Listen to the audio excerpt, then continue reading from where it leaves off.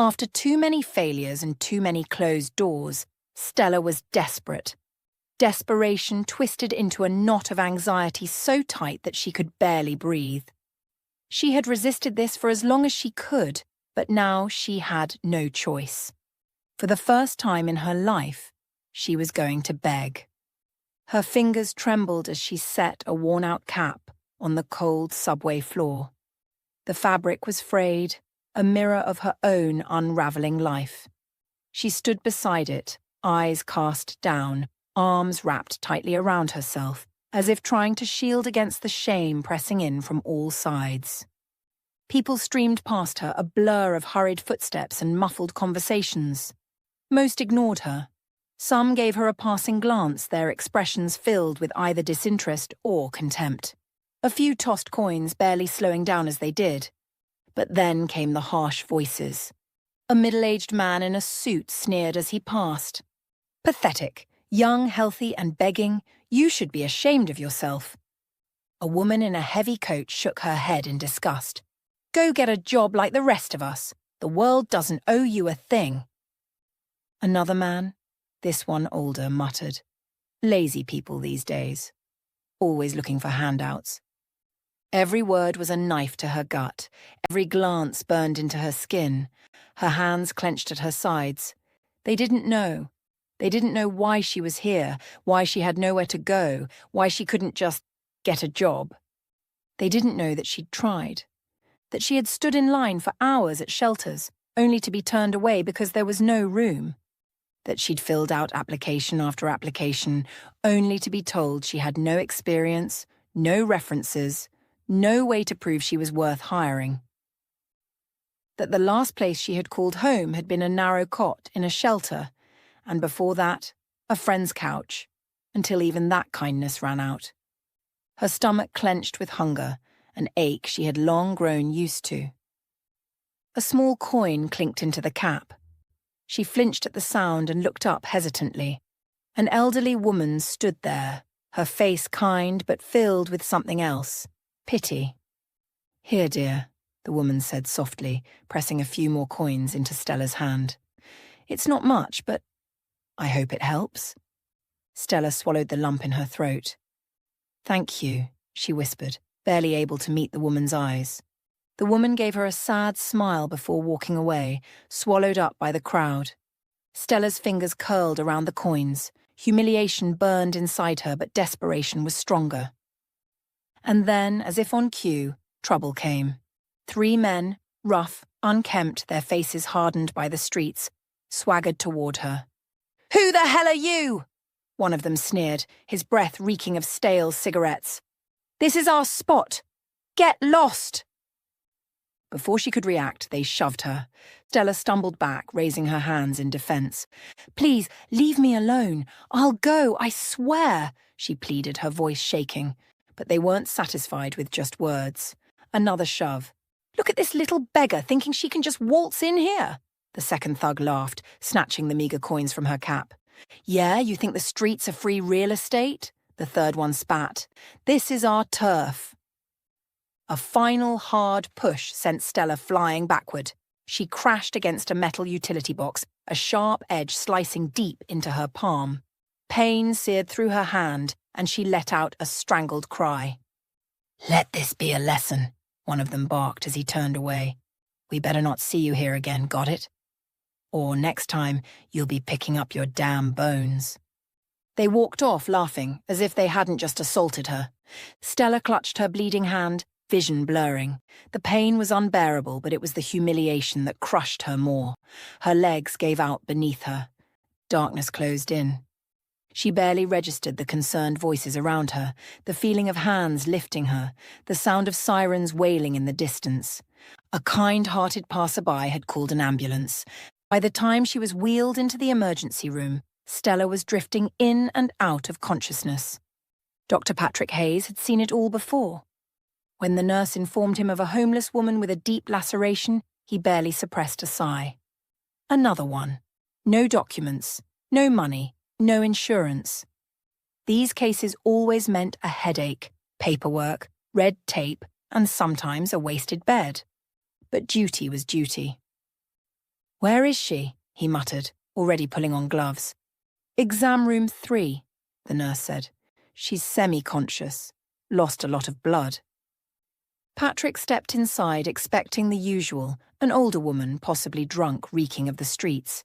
Instead, he stopped in his tracks. Sitting quietly on the examination table was a young woman. She was barely in her 20s. Light brown hair fell in soft waves around her pale face, and when she lifted her gaze, huge grey eyes, soft, pleading, locked onto his. There was no stench of alcohol, no aggressive slurring, just exhaustion and pain. Her clothes were old but clean. A strange sense of recognition prickled at the back of his mind. Shaking it off, he stepped closer. "Let me take a look at that hand," he said, his voice more gentle than usual.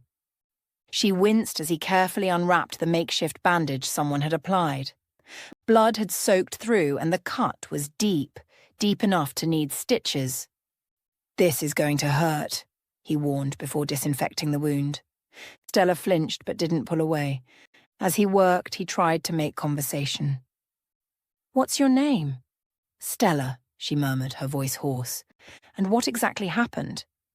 "How'd you manage to get a cut like this?" Stella let out a bitter chuckle.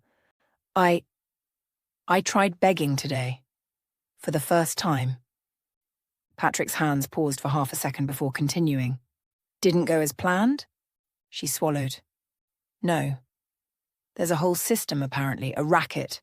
A group of guys claimed that spot as theirs. They threw me out, took my money, pushed me around. I fell and hit a metal box." Patrick frowned. He had heard of organised gangs controlling begging spots, but hearing it firsthand made his stomach churn. "You could have ended up with worse than a cut," he muttered. Stella sighed. "I know." There was a pause before she added, "I didn't have any other choice. I lost everything. My papers, my job. I don't even have a place to stay. An old lady is letting me stay with her for now, but she barely has anything herself. I can't just take advantage of her kindness." Patrick stitched in silence, absorbing her words. He had dealt with the homeless before, usually addicts, drifters, people who had long given up. But Stella was different. There was a quiet dignity in the way she spoke, even in her lowest moment. And that face. His hands stilled for just a moment. She looked like her. Helen, his late wife. The resemblance wasn't exact, but it was there, especially in the eyes, the way they held sadness but still fought against it. Something in him shifted. He tied off the last stitch and set down his tools. "All right, Stella," he said, his voice softer now. "Your wound is deep, so I've placed a drain. You'll need to stay for a few days under observation." She tensed. "But No arguments," he cut in firmly. "You need rest. And besides, you don't exactly have anywhere better to go, do you?" She lowered her gaze. "No." Patrick exhaled. "Then that's settled. You'll be admitted to the 3rd ward. It's nearly empty. I'll have the head nurse give you clean linens and a gown. We've even got some food, so stay, heal, rest." Stella sincerely thanked Patrick, relieved to have a roof over her head and regular meals. For the first time in weeks, she wasn't cold, hungry, or afraid of what the next day would bring. Her wound healed steadily. Patrick checked on her regularly, more than usual for a typical patient. He would examine her stitches, ask about her well-being, and sometimes linger in conversation. Even the nurses started to notice. "Patrick, you're visiting the patient in the 3rd ward a lot," one nurse teased. "Is she a relative? An old friend?" Another chimed in, raising an eyebrow. "Her wound has healed. The drain is removed. She could have been discharged days ago, but someone is keeping her here." Patrick sighed, rubbing the back of his neck. "She has nowhere to go," he admitted. "She seems like a good person. If I discharge her now, she'll be back on the streets. Let her stay one more day, under my responsibility." The nurses exchanged glances but said nothing more. Meanwhile, Patrick's personal life took an unexpected turn. That morning, his 9-year-old son, Jeremy, had woken up with a nasty cough and a high fever. At first, Patrick thought it was just a cold. But by noon, The fever spiked, and his son was wheezing heavily. The diagnosis was clear: bronchitis.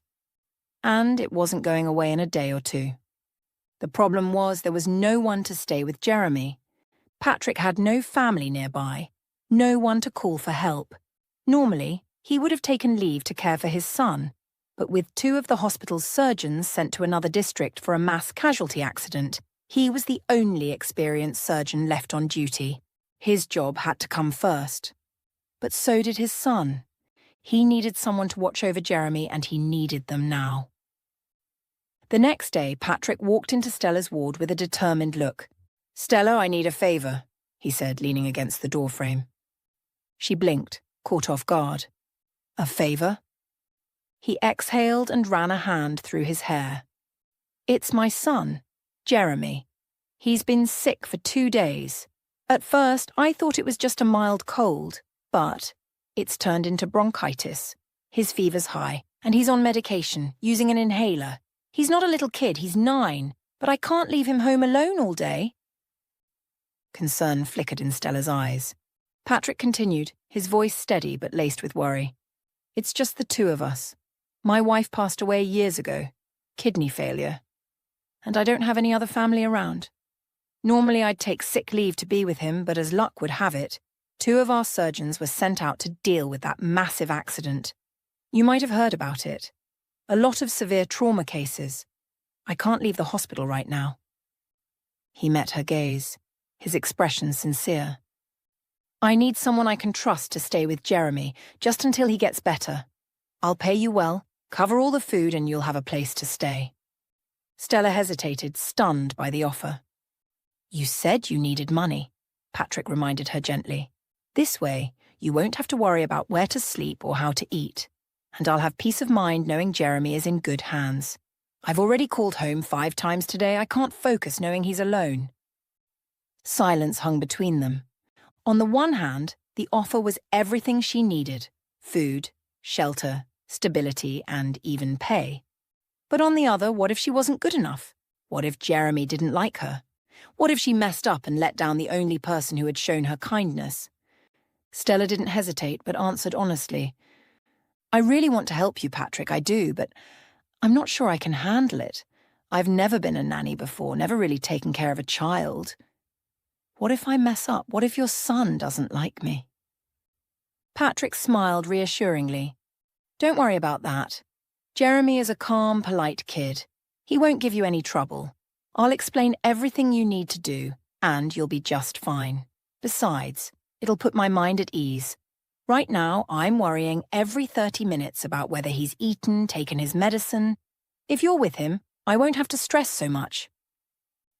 Stella took a deep breath and nodded. "Okay, I'll do it." Patrick's shoulders relaxed, relief washing over him. That evening, after she was officially discharged, Stella left the hospital with the doctor, heading toward his home. At first, she felt incredibly out of place. Patrick's house, no, mansion, was nothing like what she was used to. It was spacious, clean, and filled with warmth, but she still hesitated to step too far inside, unsure where she belonged in such a grand setting. Sensing her unease, Patrick led her to Jeremy's room. Inside, a thin, fair-haired boy sat on the floor, playing with a set of toy cars. At the sight of them, he looked up, surprised, his voice raspy from his illness.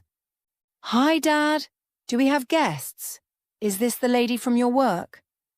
Patrick smiled, stepping forward and brushing his hand over Jeremy's forehead to check for fever. "No, son. Meet Stella. She's going to be staying with us for a little while to help take care of you while you're sick. I'm really worried about you." His tone shifted slightly as he noticed the untouched bowl of soup on the bedside table. "And for good reason. You've got a fever again, and instead of resting, you've been playing all day. Did you take your medicine? Why haven't you eaten? The soup is still full. Have you been skipping meals again, Jeremy?" The boy looked down guiltily, picking at the hem of his sleeve. "I know, Dad, but I just don't have any appetite. And my throat really hurts. It stings when I swallow. Plus, lying in bed alone all day is so boring." Then his eyes lit up as he looked at Stella. But now that you're here, maybe it won't be so bad. Do you know how to play checkers or lotto? And can we draw together? Stella laughed softly. Of course I do. But first we both need to get better. Otherwise we'll upset your dad. And we wouldn't want that, would we? She winked at Patrick before turning back to the boy.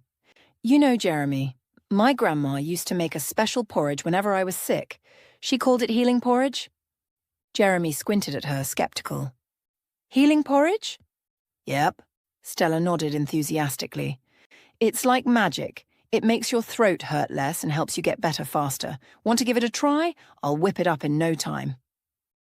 Jeremy hesitated, wrinkling his nose. I don't really like porridge. Dad's is always bland. But if this one is healing, then... Okay, fine. Let's check it out. I don't want to be sick anymore. Stella grinned. Deal. She turned to Patrick. Could you show me where everything is in the kitchen? Patrick, still watching her with curiosity, nodded. Sure. Let's go. In the kitchen, Stella wasted no time. She moved with confidence, asking Patrick where the necessary ingredients were and quickly getting to work. She prepared berry jelly and set it aside to cool. Then she made a velvety semolina pudding, adding vanilla and raisins for extra flavour. Finally, she carefully plated everything, making sure it looked as good as it tasted. When she brought the meal to Jeremy, his eyes widened. The bowl wasn't just filled with plain old porridge, it was a creamy golden treat topped with glistening berries and a drizzle of honey. Whoa, he murmured. It looks good. Patrick, standing beside him, was just as surprised. He had expected a simple meal, but what Stella had prepared looked downright appetizing. Jeremy hesitated only a second before taking a cautious spoonful. His eyebrows shot up in surprise. Hey, this is actually good, he exclaimed. Patrick chuckled. I'll try some too, then. He took a bite, then raised an eyebrow at Stella. Okay, this is seriously good. Where'd you learn to cook like this? Stella shrugged with a small smile. I've always loved cooking. And when you're struggling, you learn how to make simple ingredients taste great. Jeremy beamed at her. I like this kind of porridge. It's way better than Dad's. And it's great that you'll be home with me now. At least it won't be boring. Stella laughed. That's the spirit. We'll have fun and get you healthy. Dad, I took my pills. Can I watch cartoons? Jeremy asked, looking up expectantly. Patrick nodded. All right, but just for a little while. Then we'll use the inhaler before bed. Turning to Stella, he smiled. Stella, you're amazing. Jeremy has always been a picky eater, even when he's healthy. And now, with his illness, getting him to eat is even harder. I'm not much of a cook, to be honest. He let out a small chuckle. My son loves pizza. He asks for it all the time, but I know he needs proper nutrition, so I try my best. The problem is he doesn't really like my cooking. But your meal? He ate it in seconds. His expression softened. And you two have already become friends. I'm really glad. He gestured toward the hallway. Come on, I'll show you your room. Stella felt a quiet sense of satisfaction. She was relieved that Jeremy had taken to her so quickly, and even more so that she had made him eat. The tension she had carried since stepping into the house eased a little. Maybe, just maybe, this could work out. The room Patrick led her to was beautiful, spacious, bright, and filled with warmth. A small balcony let in a gentle breeze, and soft curtains framed the large windows. On a dressing table sat an array of perfumes and women's cosmetics. Stella studied them with quiet curiosity. Patrick noticed and spoke gently. This was my wife Helen's room. After she passed, I couldn't bring myself to change anything. He nodded toward the closet. There are fresh bed linens and towels inside. Feel free to use anything you need. They're all new. Helen was a bit of a fashionista. She always liked to buy things in advance. His voice held a trace of nostalgia, but he quickly shook it off. Well, make yourself at home. The bathroom is down the hall to the left. Get some rest. Good night, Stella. Good night, Patrick, she replied softly. Later, Stella sank into the warmth of a steaming bath, letting the scented bubbles and expensive shampoo wash away the weight of the past few days. Wrapped in a plush terry robe, she exhaled deeply, feeling an unfamiliar but welcome sense of comfort. How little a person really needs to be happy, she thought, a small, contented smile touching her lips. Stella closed her eyes, but sleep refused to come. Her mind wouldn't quiet. Memories churned, surfacing one after another, dragging her back to the past she had tried so hard to leave behind. She had grown up in a small village with her mother, Marion, and her grandmother, Amy. Her father had died in an accident when she was just 9. She barely remembered him now, just a vague impression of warmth, of a strong voice and gentle hands. But she remembered her mother all too well. Marion had always been difficult, impossible to please. Even when her father was alive, she had nagged him constantly. And after he was gone, all that pent-up bitterness had turned on Stella. Her mother's sharp voice still echoed in her mind. "How many times do I have to tell you? Stop stomping around like an elephant. My head is killing me." "Did you do your homework? What's this? A C? Honestly, what a scatterbrain." Nothing was ever good enough. Stella had tried to argue, to stand up for herself, but it never ended well. If she cried, it only made her mother angrier. "Oh, for heaven's sake, why are you bawling like a baby? Go wash the dishes instead. I come home from work and the house is a disaster." The fear had settled in early. She tiptoed around the house, always bracing for criticism, always wondering what she'd done wrong this time. If it weren't for Grandma Amy, Stella might have run away. Her grandmother had been her refuge, her only source of warmth in that cold house. Amy had loved her unconditionally, soothed her when no one else would. "Don't listen to anyone, my smart girl," she would say, pulling Stella into a soft embrace. "Your mother gets tired, that's all. It's not easy for her raising you alone. She loves you in her own way. She just doesn't know how to show it." But Stella had never believed that. Amy was the only one who truly saw her, who praised her efforts, who comforted her when she came home with a bad grade. "Oh, sweetheart, everyone gets a C sometimes. It's nothing to cry over. You'll fix it. Come here, let me stroke your head. There, my little doll." Stella would bury her face in her grandmother's shoulder, inhaling the faint scent of herbs that always clung to her clothes. Amy had once been a medic. She knew the power of plants, and the villagers often came to her for remedies. She would take Stella with her on long walks through the forest, pointing out the treasures hidden underfoot. When Stella was 10, she and her friends went swimming in the river, their laughter echoing across the water. Everyone knew the rule: never swim to the other side. There were whispers about a deep whirlpool lurking beneath the surface. But kids will be kids. Curiosity got the best of them, and soon someone suggested a race. Who would be the first to reach the forbidden side? Determined to win, Stella surged ahead. She was a strong swimmer, cutting through the water with ease. She reached the middle first, right where the whirlpool waited. Then everything went wrong. A powerful current wrapped around her like invisible hands, pulling her down. Panic set in. She kicked and thrashed, but the water only gripped her tighter. "Help! I'm drowning!" she screamed, her voice raw with terror. The cold seeped into her muscles, and then a sharp pain shot through her leg. A cramp. She let out a strangled cry as she sank beneath the surface. On the shore, her friends stood frozen in horror. None of them dared to dive in after her. Instead, they ran along the bank, screaming, "Help! Stella is drowning! Somebody help!" Drew heard them. He was fishing nearby, a teenager 5 years older than Stella. Without a second thought, he dropped his rod and dove into the river. The current was strong, threatening to pull them both under. But Drew didn't hesitate. He fought against the water, reaching for her, gripping her tightly. Somehow, against all odds, he dragged her to shore.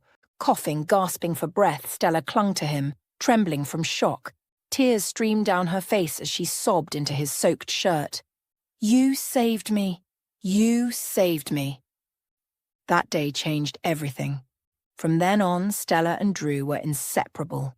They spent their days walking along that very river, sharing their thoughts, their worries, their dreams. What had started as childhood friendship slowly grew into something deeper, something tender and unspoken. Drew never pushed. He never crossed any lines. Instead, he brought her bunches of wildflowers, left little surprises by her window, and walked her home when the sun dipped below the horizon. But not everyone approved. Marian hated it. "Off to see Drew again, are you?" She would sneer whenever Stella slipped out. "You're 16 and already sneaking off to meet some boy? Listen to me. Don't you dare come home pregnant. If you do, I swear I'll lock you up. You won't be going anywhere." Stella fought back tears. "Mum, it's not like that. We just talk. Why can't you understand?" But Marian didn't listen. "It's too early for you to be out in the evenings. Focus on your studies. Help your mother instead of running around after some boy." The words stung, but they didn't stop her. She learned to wait for her mother to fall asleep, then slip out quietly to steal even an hour with Drew. Those moments became everything to her. The way he listened, the way he understood her, the way his presence felt like home. Only Grandma Amy supported her. She would give Stella a knowing smile, cover for her when necessary, and whisper, "Love is rare, my little doll. Don't let anyone tell you it's not real just because you're young." Then, tragedy struck. One morning, Grandma Amy never woke up. She had passed away in her sleep, slipping away peacefully, leaving Stella utterly shattered. For weeks she visited her grave, sitting there for hours, whispering secrets into the silence. But everything changed after Amy was gone. Without her, Marian became unbearable. The house was filled with fights, slammed doors, cold silences.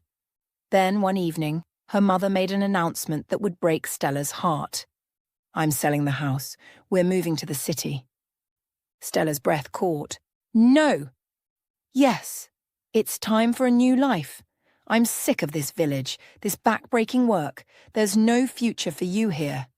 Panic clawed at Stella's chest. "I have a future here. I have Drew."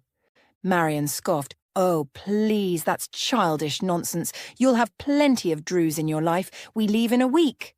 Stella begged. She cried, pleaded, tried to reason with her mother. "Mom, please, don't do this. I love him. I can't live without him." But Marian simply waved a dismissive hand. "Enough! You're too young to know what love is. Stop this foolishness.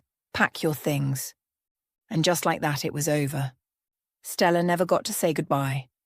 1 week later, she was ripped away from everything she knew, forced into a new life she never wanted. Life in the big city never felt like home. After moving, Stella and her mother rented a small apartment on the outskirts. Marian found work as a cook, while Stella enrolled in a technical school to study tailoring. But everything about the city felt strange, cold, impersonal. She missed the familiar quiet of the village, the fresh scent of wildflowers, and most of all, she missed him. Drew haunted her dreams, always the same, standing there smiling, holding out a handful of daisies. She would wake with a damp pillow, her heart aching, her mood dark for the rest of the day. 3 years passed in a blur. Stella was nearly done with her studies, but something was wrong with her mother. Marian was wasting away before her eyes, growing thinner, weaker. She barely ate, barely slept, but waved off Stella's concerns. "Just exhaustion," she insisted. "Long hours, too much work." Stella knew better, and when she finally convinced her mother to see a doctor, the diagnosis was merciless. There was no treatment, no hope. "She has months, maybe weeks," the doctors said. Stella was devastated. Her mother passed away 3 months later. But before she did, for the first time in her life, she softened. With a frail voice, she whispered, "Forgive me, daughter, for being so strict, for not giving you enough love."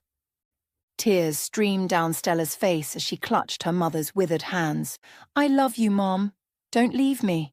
Please don't leave me. I don't know how to be alone. I'm scared." Marian's last words echoed in her mind long after she was gone. "Don't cry, dear. Find yourself a wealthy husband. You see how I struggled alone? You need someone to lean on." After the funeral, Stella had no idea how to go on. Their small savings were spent on burial costs and quickly dwindled. She was alone in the world, barely scraping by. Desperate, she remembered her mother's advice and married the first man who offered her security. She met Ian by chance. He had given her a ride one morning, introduced himself as an entrepreneur, charming and confident. He spoke of a good life, security, love. Stella, lost and vulnerable, believed him. They had a modest wedding. He had his own apartment. It seemed like stability. But the dream quickly crumbled. Ian was no entrepreneur. He was a gambler. He didn't work. He disappeared at night, coming home smelling of alcohol and bad decisions. The fight started soon after. "Stella, don't start," he snapped when she pleaded with him to settle down. "I just want a normal life, Ian. A home, a family." "And I'll give you that, babe. Just stop nagging." But it never got better. 6 months in, Ian lost big. This time there was no way out. He disappeared, running from his debts before the collectors could find him. But they did find Stella. Strangers barged into the apartment one evening, throwing her out with nothing but the clothes on her back. "Your husband ran off," one of them sneered. "So guess who's paying up now?" "I don't have anything," she cried, trembling. "Then don't come back, unless you want to start working off his debts another way." They slammed the door in her face. Just like that, she was on the streets. She wandered aimlessly, sleeping in doorways, cold and starving, reduced to begging for scraps. Fear gripped her deeper than anything she had ever known. Was this her life now? Nothing but endless poverty and hopelessness? She had no future, no home, no one to turn to. Until Zoe, the local janitor, found her shivering on a bench. Zoe was as poor as a church mouse herself, but she had a kind heart. She took Stella in, shared what little she had. But Stella hated being a burden. So, in desperation, she tried begging, only to end up beaten and robbed. And now, even in the warmth of Patrick's house, safety finally within reach, her thoughts tormented her. "I can't stay here forever. Once Jeremy gets better, where will I go? Back to the streets? Beg Zoe for a place to sleep? If only I could get my documents back." The next morning, she pushed her fears aside and started her duties as a nanny. Jeremy was easy to love. He was bright, kind, and eager for company. Stella took care of him like a mother would, following Patrick's medical prescriptions, but also using her grandmother's old remedies. Potato and soda compresses to ease his cough, warm herbal teas to soothe his throat. Day by day, the boy got better. They cooked together, tidied the house together. It was more fun that way. And in the evenings, they played checkers and lotto, filling the house with laughter. Days passed quickly. Patrick was fully immersed in work, coming home late, exhausted and hungry. But now, with Stella living with them, the house felt different, warmer, more alive. He ate dinner with genuine appreciation, grateful not only for the delicious meals, but also for seeing his son getting better, full of energy again. He couldn't stop thanking Stella. "Stella, you're a miracle worker." "Thank you. What would I do without you? I can finally work without worrying about what's happening at home. If it were up to me, I'd never let you go." One evening, Stella and Jeremy were in the kitchen, making dumplings together. The boy was focused, carefully shaping the dough, though his dumplings came out uneven and oversized. Stella didn't mind. She praised him enthusiastically. "You're doing great. These look perfect." Jeremy beamed. "Dad will love them. He saves people all day and still comes home to take care of me. He worries so much when I'm sick." Then, lowering his voice as if revealing a great secret, he added, "You know, he's not my real dad." Stella frowned in surprise. "Jeremy, don't say that. Of course he's your real dad." Jeremy shook his head. "No, he's my uncle." Seeing Stella's confusion, he continued, his voice steady. "My parents died when I was really little. I was home alone one day and found some papers in Dad's drawer, my birth certificate. my parents' death certificates, and an adoption paper. Stella's heart clenched. Jeremy sighed. At first I was sad, knowing my real mom and dad were gone, but then I realized I was lucky.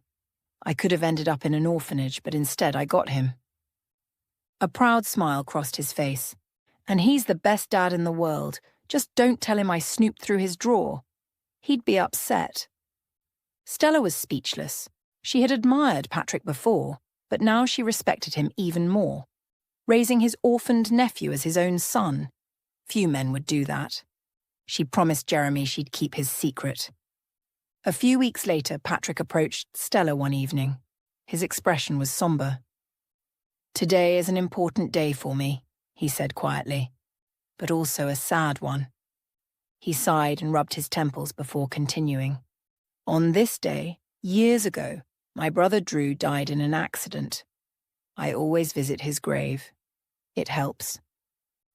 He poured a drink, handing Stella a glass. "Let's remember him, Stella." A small toast. May he rest in peace, and Alice too. They drank in silence without clinking glasses. "Such a senseless loss," Patrick murmured. "They were so young, their whole lives ahead of them." Stella hesitated before asking cautiously, "Tell me about him. What was your brother like? You grew up together, right?" Patrick let out a heavy breath. "Not exactly." He leaned back, staring into the distance as memories surfaced. "Our family story isn't the happiest. Our parents divorced when we were just a year old, and for some reason they decided to split us too. Dad took Drew to the countryside. Mom stayed in the city with me." His jaw tightened. "They never forgave each other. For years we were strangers, but as adults, we reconnected. We became close again. Then the tragedies started, like a curse." His voice dropped. "First, my Helen died. I thought I'd go insane from the grief. The pain was unbearable." A shadow passed over his face. "Drew and Alice were there for me. They saved me from drowning in it. I spent more time at their house than my own. They had a little boy, and they asked me to be his godfather. I was honored." Patrick stared at his drink, swirling it absently. "And then, just when I was beginning to heal, another tragedy struck. Drew and Alice were killed in a car crash. In one night, Jeremy was left an orphan, and I lost my brother." His voice faltered. He exhaled deeply before continuing. "I couldn't let him go into the system. I had already lost so much. So, I adopted him." He looked at Stella, his expression full of quiet intensity. "I love him as if he were my own. Maybe even more because I know how fragile life is. But Jeremy doesn't know the full story. He still thinks I'm his real father." Stella smirked. "Patrick, you're not as good a secret keeper as you think." Patrick frowned. "What do you mean?" She grinned. "Jeremy knows everything." "What?" "He found the documents a long time ago. He read them all but kept quiet because he didn't want to upset you." Patrick stared, then let out a breathless chuckle, shaking his head. "That kid. He's more mature than his years. Maybe it's for the best. I would have had to tell him someday." A silence settled between them before Stella hesitated, then asked, "Can I see a picture of Drew?" "I'd love to know who Jeremy resembles." Patrick nodded. "Of course, I'll get the album." As he stood, he glanced at her and smiled slightly. Patrick opened the photo album, flipping through old pictures, pausing to share stories. "These were my parents. Young and so full of life. Hard to believe they're gone."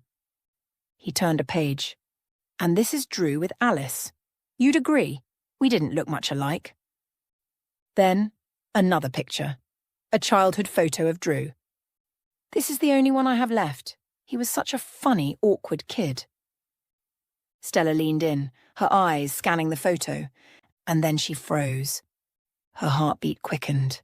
"It can't be," she whispered. Patrick looked at her, puzzled. "What is it?" Stella's eyes filled with tears. "Drew. From Hines?" Her voice shook. "That's my Drew." Patrick's brow furrowed. What do you mean? Stella swallowed hard, memories crashing over her like waves. I knew your brother, Patrick. He saved my life when I was a child. He pulled me out of the river. After that, we became best friends. And then, more than that, we fell in love.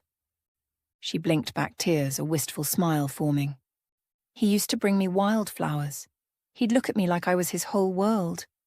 But my mother, she took me away, sold our house, dragged me to the city. She wouldn't even let me say goodbye. Her voice broke. I cried for him for years. I missed him so much. And now he's gone. Tears welled in her eyes as she traced Drew's face in the photograph, her fingers trembling. Patrick watched her carefully. What a strange twist of fate, he murmured. He hesitated before asking, and after that? What happened to you? You've never talked about your past. He looked at her gently. But since tonight is a night of memories and revelations, maybe you'll share. Do you really have no one left? Stella let out a shaky breath, her gaze distant. What's there to tell? Just troubles and misfortunes. Her voice dropped. I finished school, got my diploma. Then, my mother died. Stella sighed. She had an advanced illness, burned out like a candle in just 3 months. We never really got along. We were too different, but at least she was someone. After the funeral, everything fell apart. There was no money for rent, no one would hire me without experience, and, in a moment of desperation, I made a reckless decision. I married the first man who offered stability. She let out a bitter chuckle. But, as it usually happens, where there's no love, there's no happiness. Ian turned out to be a gambler. He lost everything and ran away to avoid prison. Her voice wavered slightly. The thugs took over his apartment. They threw me out with nothing, not even my documents. And they made it clear that if I came back, I'd be paying off his debts one way or another. She swallowed hard. That's how I ended up on the streets. Her gaze turned distant, lost in the past. Wandering, cold, starving, terrified, sitting on a park bench at night, watching the windows of strangers' homes glow with warmth. Inside, families were waiting for their loved ones. And I had no one. I was needed by no one. A deep breath, a faint, sad smile. A kind janitor took pity on me, gave me shelter, but she had so little herself. So I tried begging, and even that ended in disaster. She looked up at Patrick, her voice soft yet firm. I ended up in the hospital with you. She sighed again. That's my whole story, Patrick. Her fingers fidgeted slightly in her lap. So, thank you for taking me in, giving me work. She hesitated before adding, I've almost restored my documents. I'll pick them up in 3 days. Her lips trembled slightly, but she forced a smile. I'll be leaving soon. I don't want to burden you and Jeremy any longer. Patrick was silent for a moment, watching her carefully. Then, gently, he reached for her hand. Stella, he said, his voice warm, steady. Stay here with me. For good. She blinked, startled. Jeremy is happy with you, I can see that. And I feel at ease with you here. A small smile played on his lips. Besides, we're not strangers, are we? You loved my brother, so you were his family. And that means you're valuable to me too. His grip tightened slightly, as if anchoring her. Consider it me taking you under my wing. I'll take care of you, I'll protect you. No objections. His voice softened as he added, after Helen died, a part of me died too. Jeremy was the only thing that kept me going. But when I first saw you, I couldn't shake the feeling that you reminded me of someone. He reached for an old photo and handed it to her. Look, do you see it? Stella's breath caught. The resemblance was undeniable. Her eyes, her hair, even something in her expression. Patrick nodded. You and Helen, you share similar features. Maybe that's why I felt drawn to you from the start, like you weren't a stranger. Her eyes shimmered with emotion. "Patrick," she whispered, voice thick with tears. "Thank you." She wiped at her eyes and after a pause murmured, "I'll gladly accept your offer, because I truly have nowhere else to go." Her voice wavered, raw with honesty. "The thought of wandering again, it makes me feel like I don't want to live." She exhaled deeply. "Your home is warm, safe, and Jeremy and I, we're already best friends." She hesitated before looking up at him with hopeful eyes. "Patrick, I have one more request. I hope you won't think I'm being too bold." He tilted his head. "Go on." "I'd love to work. I've been good at sewing since childhood, and I learned even more in college. I could take orders from home. I just want to try, to prove I'm capable of something." She swallowed, then smiled slightly. "I noticed a sewing machine in your closet. Could I use it?" Patrick laughed. "Why are you even asking? Take whatever you need."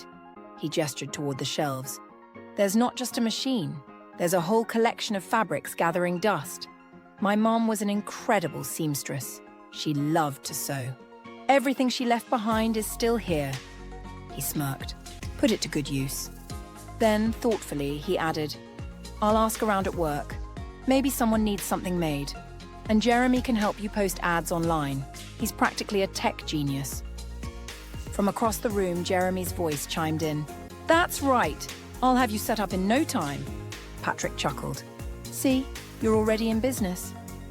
And so, Stella stayed. With each passing day, she and Patrick grew closer. Until one evening, everything changed. She was washing dishes late at night when she felt him approach from behind. A shiver ran down her spine as his arms wrapped around her waist. His breath was warm against her neck as he whispered, "Sweet Stella, do you know how good it feels coming home to you?" A pause. Then softer, more vulnerable. "I love you." Her breath hitched. He turned her gently in his arms, searching her eyes. "Be my wife, Stella." "We're already living like a family. Let's make it real." For a moment, she stood frozen. Then, something inside her exploded. A wave of tenderness, of longing, of pure, unfiltered love surged through her. She threw her arms around his neck, and they kissed. Deep, fierce, consuming. The world slipped away. Their wedding was modest but heartfelt. Patrick invited only their closest friends. Jeremy, ecstatic, had long since started calling Stella Mom without even realizing it. Eager to help, he set up online ads for her sewing business, and soon the first orders started rolling in. Stella poured herself into her craft, finding not just fulfillment but a steady income. For the first time in years, she felt happy. Life was good. And then, on a freezing winter evening, everything shifted again. Stella was walking home from the store when she spotted something, or rather someone, on a bench. An old man hunched over, shivering violently. His coat was too thin for the season. His hands, blue from the cold, shook as he blew into them, desperate for warmth. Her heart clenched. Stella's heart ached for the poor man. The sight of him sitting there, frozen and helpless, brought back memories of her own days of wandering. Without hesitation, she approached him with kindness in her voice. "Good evening. I'm sorry to intrude, but it's bitterly cold outside, and you're dressed so lightly. Why are you here? Do you need help?" The old man slowly lifted his head, his lips barely moving as he whispered, "I have nowhere to go, dear. I don't even know who I am or where I'm from." Stella felt a pang of sorrow. She didn't want to overwhelm him with questions, so instead she simply extended her hand. "Come with me. You need to warm up before you get frostbite." The man hesitated, his eyes filled with gratitude and disbelief. Then, shuffling to his feet, he muttered, "Thank you for your kind heart. I won't refuse a bit of warmth. Don't worry, I'll just sit for a while and then leave. I don't want to be a burden." When Stella entered the house, Jeremy ran to meet her in the hallway. His eyes widened when he saw the unfamiliar guest. "Mom, you're not alone? Who is this?" Stella gently placed a hand on Jeremy's shoulder. "Hi, sweetheart. This is just a passerby. He was out in the cold. Take the bags inside and put the kettle on. We need to warm up our guest. She turned to the old man with a warm smile. Let's introduce ourselves properly. My name is Stella. My husband, Patrick, will be home soon. And this is our son, Jeremy. And you are? The man hesitated, then murmured, I think my name is Simon, but I'm not sure. Stella frowned. What do you mean, not sure? You don't remember your name? The old man took a sip of the hot tea Jeremy had brought, sighing with relief as the warmth spread through him. I don't understand it myself, he admitted. It's like my mind is a blank slate, wiped clean. He hesitated before continuing. 3 months ago, construction workers found me in a ditch, unconscious, with a terrible head wound. Someone must have hit me hard. His voice was tinged with frustration. They asked me who I was, where I was from, but I couldn't remember a thing. They started calling me Simon. They gave me some clothes, fed me. But without money or documents, what could I do? I've been wandering ever since, hoping something would come back to me. Stella shook her head in disbelief. She could see the helplessness in his tired eyes. This man wasn't lying. She went to the closet, took out a clean towel and a bathrobe and handed them to him. Here's the deal. I'm not letting you freeze out there. She gave him a firm but kind look. Take a shower. There's a new razor on the shelf. I'll show you everything. Meanwhile, I'll start dinner and prepare a room for you. You'll stay with us for now, and we'll figure things out later. Tears welled up in Simon's eyes. Thank you, Stella. But are you sure? Won't your husband mind? I don't want to be a burden. Stella smiled gently. Patrick will understand. He once took me in from the streets, just like I'm taking you in now. And we fell in love, got married. He has a kind heart. She hesitated before adding softly, I understand you, Simon. More than you know. I was in a similar situation once, without a home, without money, wandering the city in despair. But good-hearted people helped me, and life gradually got better. Now, it's my turn to help. Her voice was steady as she reassured him. You don't owe me anything. This is from the heart. With that, she headed toward the kitchen. Now go freshen up. See you at dinner. As Simon was washing up, Patrick arrived home. Stella quickly filled him in, watching his expression carefully. You're not upset that I brought Simon home without asking you first? She asked anxiously. Patrick pulled her into a gentle embrace. Of course not. If someone is in trouble, we should always try to help. Just then, Simon stepped out of the bathroom, and Stella gasped. Gone was the frail, ragged man she had found on the bench. Standing before them was a dignified, silver-haired gentleman with intelligent eyes, looking almost regal despite the sadness that still lingered in them. She introduced him to Patrick, and they all sat down for dinner. At first, Simon was reserved, but Jeremy, ever the chatterbox, talked non-stop about his hobbies, showing off his crafts and drawings. Slowly, Simon relaxed, settling into the warmth of the family. Hearing Simon's story, Patrick immediately spoke up. You know, medicine has advanced a lot. There are many ways to help restore lost memories. If you'd like, I can take you to a specialist tomorrow. Hypnosis, medication, something might help. Simon's eyes lit up with hope. Really? You'd do that for me? Patrick nodded. Of course. The sooner we start treatment, the better the chances of success. Simon's voice trembled with gratitude. Thank you, Patrick.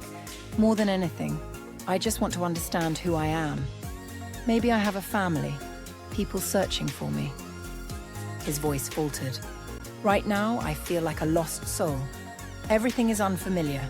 It's terrifying. Jeremy suddenly grinned. Grandpa Simon, are you going to live with us now? That's great. I'll have company. The boy's eyes sparkled. Do you know how to make airplanes or wooden ships? I have a kit, but Dad is always too busy. Simon chuckled, genuinely touched. Of course, kid. I've got all the time in the world. We'll build the most beautiful ship together. I promise. The next day, Patrick took Simon to a trusted psychotherapist. The doctor agreed to take on the case, prescribing medication and hypnosis sessions. And then, a miracle happened. Within a month, Simon remembered everything. But what he revealed shocked them all. His real name wasn't Simon. It was Gilbert Schneider. And he wasn't just an old man wandering the streets. He was a wealthy businessman, the owner of a well-known grocery store chain. His own stepson, Victor, had tried to kill him. Gilbert had planned to pass the company to his biological son, Daniel, a responsible, hard-working young man. But Victor, greedy, reckless, and spoiled by his mother, wanted everything for himself. The plan had been clear. Gilbert had been driving home from an important meeting when his car conveniently broke down. Instead of calling a cab, he decided to walk. That's when Victor attacked him near a construction site, hitting him on the head, leaving him for dead. The last thing Gilbert remembered before blacking out was Victor's face, twisted in a cruel smirk. "Die already, old man," Victor had sneered. "And don't worry, your precious Daniel will follow soon. Everything will belong to me and my mother." Then, darkness. Now that his memories were back, Gilbert wasted no time. With Patrick and Stella by his side, he went straight to the police. There, he learned something else. His biological son, Daniel, had never stopped looking for him. An investigation was launched. Witnesses were found, the construction workers who had pulled Gilbert from the ditch, saving his life. Justice was swift. Victor and his mother were arrested. And finally, after months of suffering, Gilbert was reunited with his son. Daniel broke down in tears, wrapping his arms around his father in a tight embrace.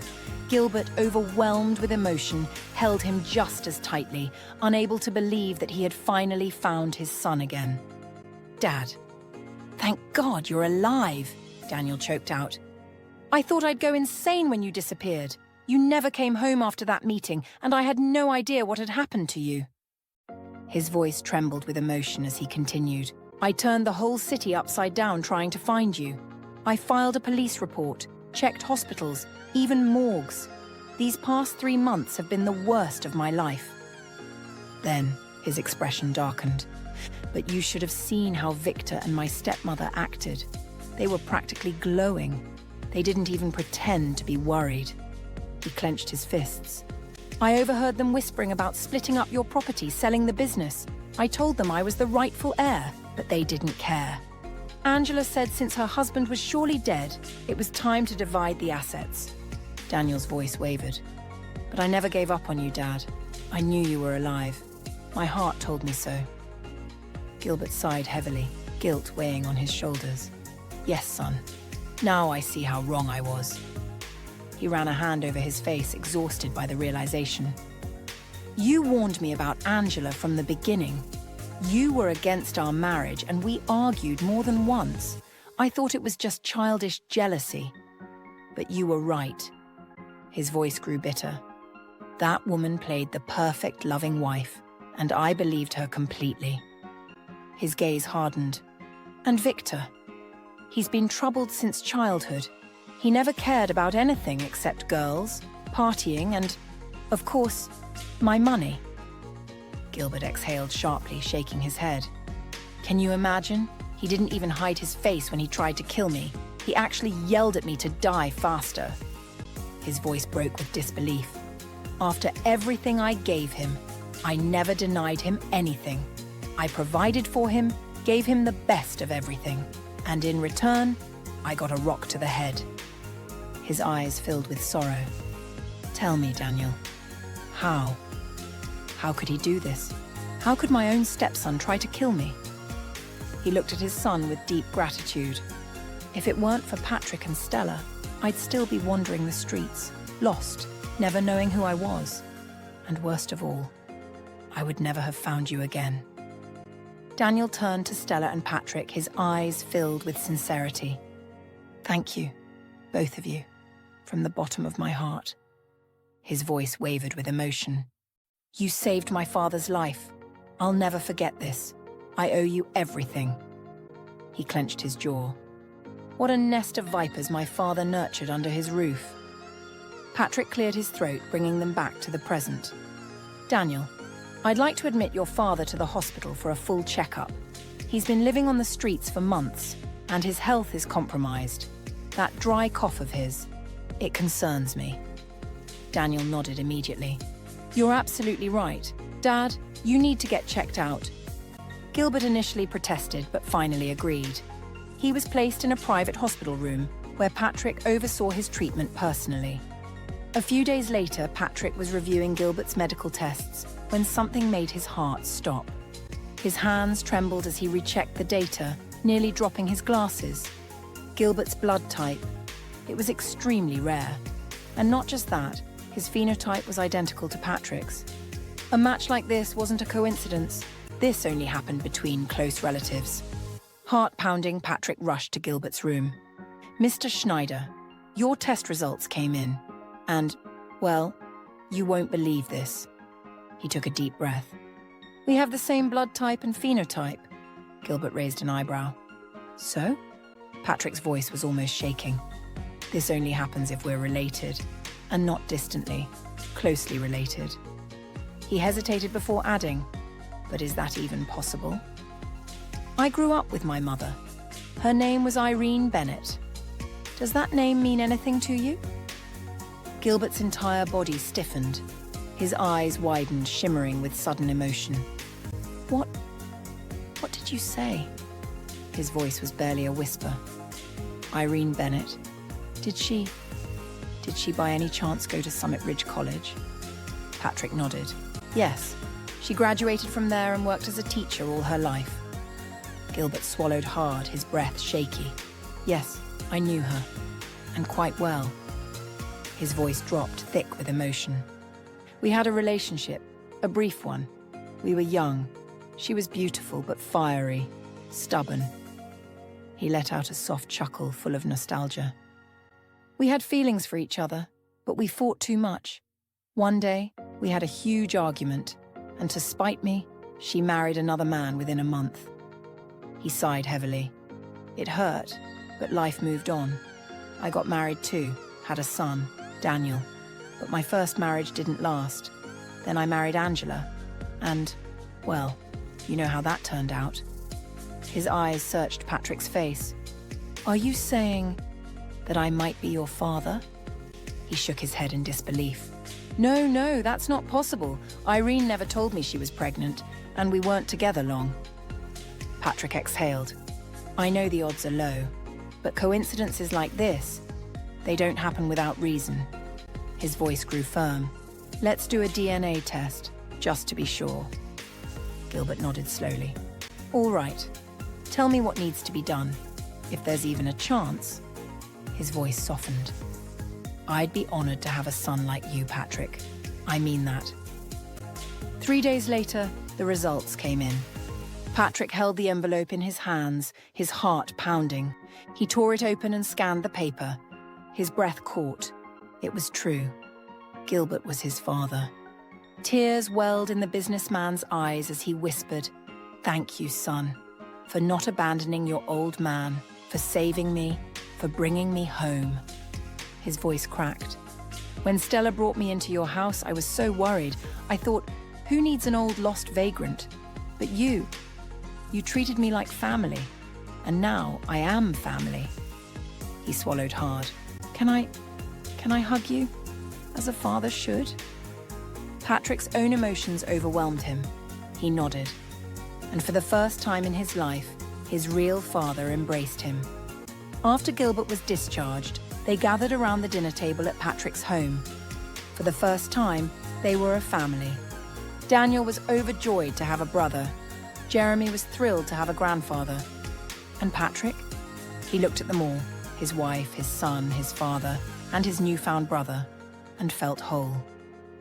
Stella watched them, eyes brimming with gratitude. She silently thanked fate for leading her here, for giving her a husband, a son, and now, a real family. Jeremy had already started asking for a sibling, and now she and Patrick were seriously considering it. Her life had been divided into before and after. The struggles, the betrayals, the loneliness. It was all in the past. Ahead of her was only warmth, love, and the promise of a beautiful future.